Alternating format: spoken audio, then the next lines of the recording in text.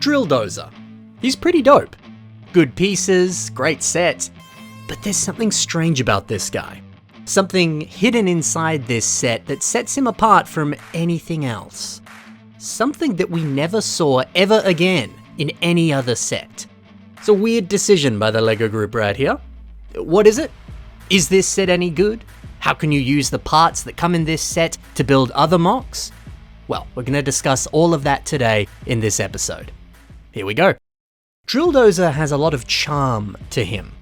In 2011, when the Fire Villains debuted, it was the birth of the Character and Creature Building System, CCBS. A system that uses bone pieces and armor shells that you attach onto these bones. It was very customizable and very cool. And you know, I feel like the LEGO designers themselves, they were still getting used to this new system. And I think you can see that in a set like this. Adding in spikes onto basically every exposed hole on the legs. You got a very busy design on this drill arm with fire coming out of the back of it, wires all over the place. It's a little crazy. And then you have these random, strange, unarmored CCBS bones coming out of the back. Why? Yeah, there's just a lot of areas on this set that feel just kind of unrefined and, yeah, kind of cluttered. When you look at some of the Hero Factory sets they released a few years later, they really toned down the amount of add-on pieces and armor that they used. Things just look a lot more clean and refined, which personally I prefer. But saying all this, the set still has a lot of charm. The chaotic and busy design that's going on, it can be reflective of the character's personality. They're a villain that's wild and all over the place. They're chaotic in nature. Yeah, while the style of Hero Factory changed over the years, for the better, I really like that Drilldozer looks like this. It's a product of the time period and he just feels so distinct and unique, and, you know, I dig that. And going back to these random CCBS bones on the back, some of them link up to a Zamisphere launcher. And it's cool, it allows you to pose the blaster however you want. You know, over the shoulder, down below like this. That's kinda cool. But yeah, these random bones around the drill arm, they actually kind of hinder the posability a little bit. Honestly, I'd recommend just removing them. Anyway, look, he does have some pretty great qualities. The drill weapon, it's a lot of fun. And you know, I always like some interesting mining themed weaponry like this.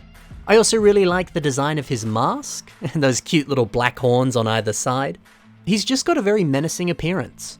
Despite his flaws, I like him.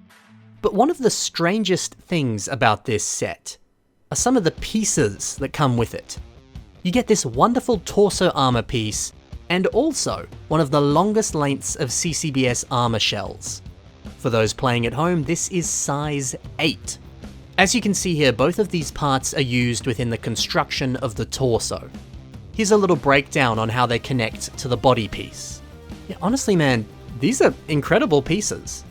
My favorite of the two though has to be this black torso armor. The way that it neatly slots over the top of the torso to customize it a little bit more, it's brilliant. And you can add all sorts of armor on top. This is great. Surely they've released this in hundreds of other sets, right? It's so good. Well, no. This is the only set that this ever appeared in. Why? It's so amazing. The design of it looks so good. Why did LEGO never decide to use this ever again? Yeah, I think this would look magnificent on other heroes and other villains. And I think you could say the same for this very long CCBS armor shell. This piece isn't as rare as the last one we were talking about, but it's still not that common. It only came in 3 sets. The other 2 sets it comes in are Waspix. You get 2 of them in trans yellow, they're used for the wings. Pretty cool. And the other set this comes in is not even a construction set. It's a Chima set. You can see them on the very front of this building right here. These come in bright light orange. Yeah, dude, the massive size of this piece is really exciting. You can use it for interesting torso armor or cool looking gauntlets, whatever. There's just a lot of great possibilities. So I don't know, man. I don't know why LEGO decided to just barely use these brilliant pieces, but they did. It's strange. But see, this is what makes Drilldozer so amazing. He's a little hidden treasure trove of great pieces. Alright, but enough of talking about the pieces. let's see how they can be used in your own creations. And yeah, let's start off with this upper torso piece. How can it be used in a mock? Well, Dylan Meaves uses it in a super creative way, turning it into a bicorn hat. Yeah, it really does look like one. If you're building a pirate mock right now, this is the perfect little accessory to add on top. How delightful. And Cody Avery also uses this piece. We've got 2 of them here on the upper legs. I love how the space in the very middle of this torso armor is empty. And here, Cody has just packed in a few little greebles. You can see them poking out. Yeah, exposed greebling like that looks exceptional. You know, I thought this piece looked pretty good as torso armor, but turns out it might look a little bit better as leg armor. Alright, let's discuss this long size 8 CCBS armor shell in silver. Here's a mock that uses it quite nicely. It's built by Eero Okanonen, and it's called the Champion of the Plains. So yeah, it's a simple design, just placing it on the lower arm like so, but how good does that look? The large size of this piece, it complements the more elongated limbs. And the way that the armor piece kind of flares out of the back, it produces quite a nice aesthetic. This is great. Drilldozer lives up to his name by including, well, of course, a drill piece. Here's a rather funky way that it could be used. Rahiden has turned 2 of these into some very interesting looking pants. What an exotic and funky design. This is brilliant. I did mention that Zamisphere launcher earlier in the video, and these 2 pieces here, they help make it up. I quite like the way that Mitch Builds has used some of these on an older creation that he made. Getting lots of them and turning them into spikes running down the back of a character. How clever. Perhaps you could use these pieces in a similar way. Now to Drilldozer's feet. They use these pieces. Originally these appeared on some of the old Bionicle Stars sets, so it was nice to see them return.